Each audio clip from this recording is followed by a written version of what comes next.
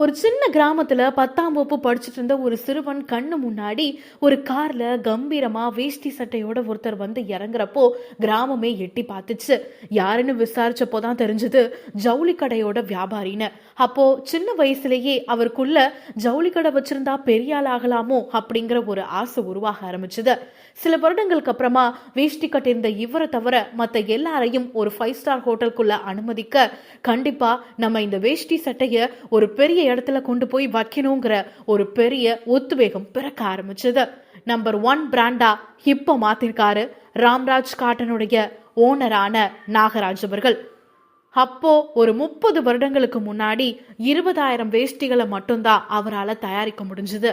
ஆனா இப்போ தினமும் 1.5 லட்சத்துக்கும் அதிகமான வேஷ்டி சட்டைகள் இவருடைய கம்பெனில இருந்து அவர் தனக்குன்னு ஒரு ஷோரூம் வச்சிருக்காரு.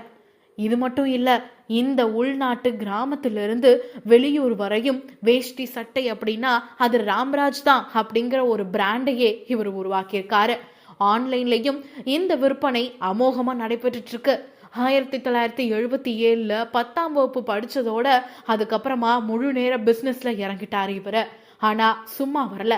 கிட்டத்தட்ட 1.5 வருஷத்துக்கு மேலா ஆந்திரால வேஷ்டி சட்டை இருக்கக்கூடிய தொழிற்சாலையில எப்படி தயாரிக்கிறாங்க, எப்படி சந்தைப்படுத்துறாங்கிற எல்லா விஷயத்தையும் கத்துக்கிட்டு 1983 திருப்பூர்ல தனக்குன்னு ஒரு ஆபீஸை தொடங்க ஆரம்பிச்சு கொஞ்சம் கொஞ்சமா முன்னேறி அவருடைய தந்தை பெயரான ராமசாமி பேர்லையும் தன்னுடைய பெயரான நாகராஜையும் சேர்த்து ராம்ராஜ் காட்டன் வேஷ்டிகள்னு நம்பர் 1 பிராண்டா உருவாக்கியிருக்காரு.